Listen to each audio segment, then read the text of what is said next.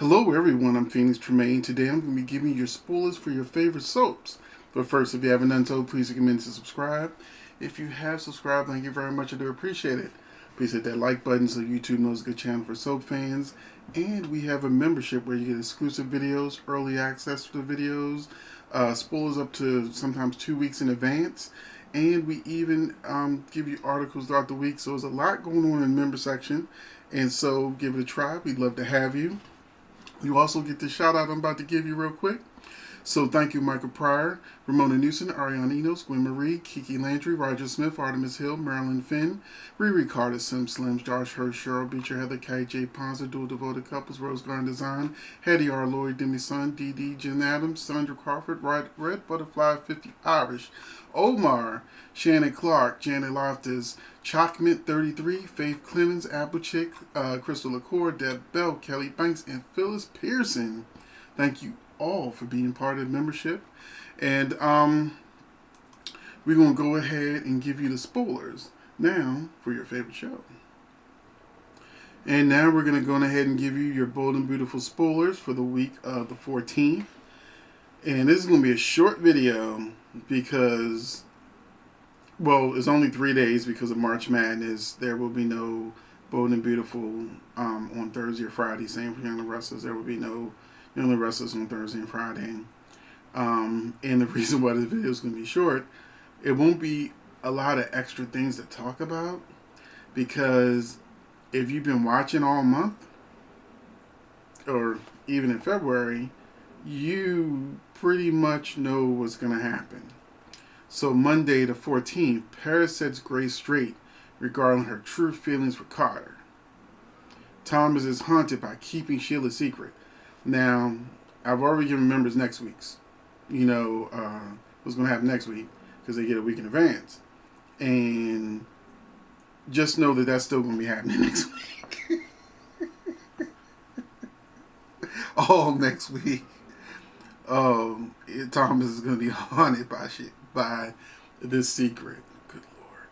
Give that man a woman. Give him a storyline of his own. Tuesday the 15th. Deacon checks Sheila when she trash talks Brooke and glorifies Taylor. So this time, Sheila is glorifying Taylor and trashing Brooke, but it's not with Taylor. Which is, she's already done like 3-4 times. Rich becomes caught in the middle of Steffi and Hope argument over Taylor and Brooke. I've seen this argument many, many times over the last few weeks as well. Except now Ridge is in the middle instead of like Thomas or someone. Wednesday the 16th. Sheila gets frustrated having to convince Thomas to stick to the plan. Keep in mind, Monday Thomas is haunted by Sheila's secret, and Wednesday Thomas is still thinking about, telling Ridge the truth. And he also going to be doing it next week too. Brooke comes to her senses and realizes that she must fight for Ridge. And she's been doing that for the last couple of weeks. She had like one episode where she gave up, and now she's back to, I want my marriage back. So, it's a lot of repetitive stuff. I thoroughly enjoyed Grace going off on Paris and Carter on Friday, just because it was really something different. It didn't really move the storyline any more forward. And we're going to start Monday off by continuing that same conversation. Because how Grace going to regulate her daughter's kitty? She's not a little girl. She ain't, she can't just grab her and say, come on, get out of here. You can't have no more of that wood. You know what I'm saying? So, yeah, you can't do that. She's not a child. She's a grown woman, and she gets to choose who she wants to get a kitty to. And notice that Paris was like, we're in love. And Carter looked at her like, So basically, Paris did to Carter what Carter did to Zoe and Quinn. Like, in love just like that.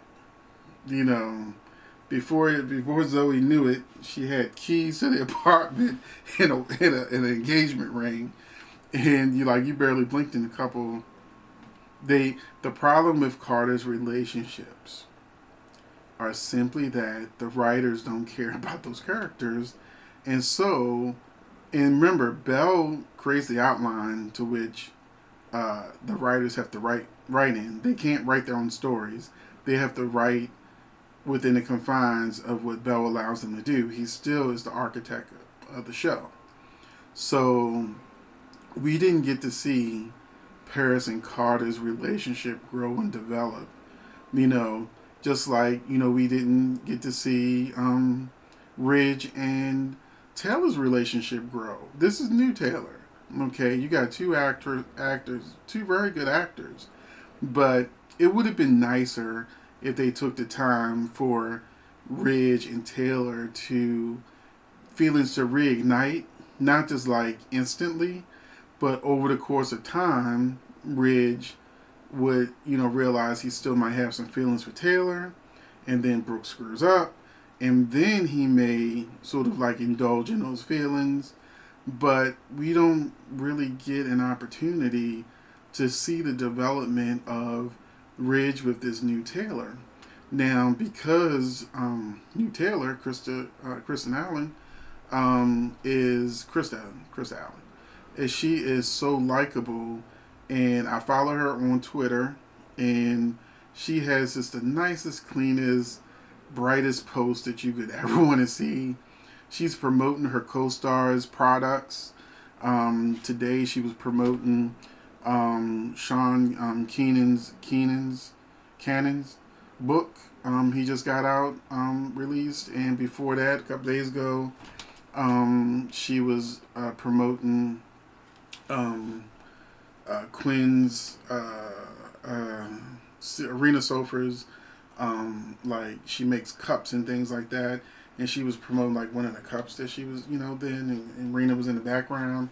So, she just has the nicest, brightest attitude, and she's just so nice. It shines through. So, no matter how you feel about Taylor, no matter how you feel about the history of Taylor, to me, this is a reboot. I don't care what Taylor did before this, shooting Bill, all that.